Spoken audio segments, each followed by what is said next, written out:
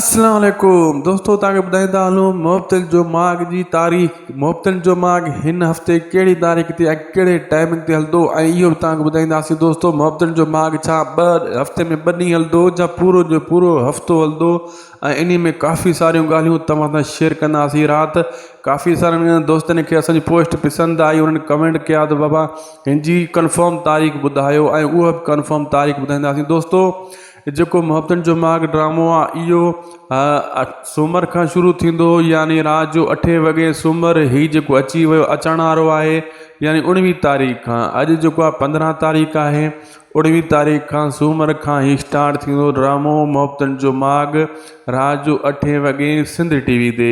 ऐं इहो पूरो जो पूरो हफ़्तो हलंदो। हफ़्ते में जीअं तकरार ड्रामे जूं 5 क़िस्तां ईंदियूं आहिनि, हिन जूं बि हफ़्ते में 5 क़िस्तां ईंदियूं, ऐं जेको आहे 2 क़िस्तां न ईंदियूं, 5 क़िस्तां पूरियूं ईंदियूं, 2 क़िस्तां मक़तल ड्रामे जूं ईंदियूं आहिनि। ही 5 क़िस्तां हिन जूं ईंदियूं, राति जो 8 वॻे हीअं हलंदो 9 वॻे ताईं।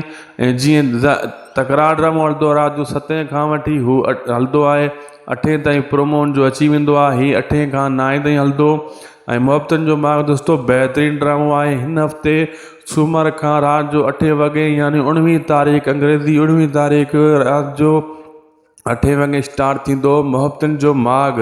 दोस्तों, असां तव्हां ताईं अपडेट पुॼाइण लाइ आया हुआसीं। राति तव्हांजा कमेंट पढ़ियासीं ऐं दोस्त चवनि पिया त पूरी तारीख़ ॿुधायो, पकी तारीख़ तव्हांखे ॿुधाए छॾी आहे। असां उमेद आहे हीअ वीडियो तव्हांखे वणंदी ऐं तव्हां चैनल खे बि ज़रूरु सब्सक्राइब कंदो, शायदि को सो मिला की, ऐं असांजे पेज खे बि फॉलो लाइक इन वीडियो खे अॻिते शेयर ज़रूरु कजो, जेके ॿिए खे बि अपडेट मिली सघे।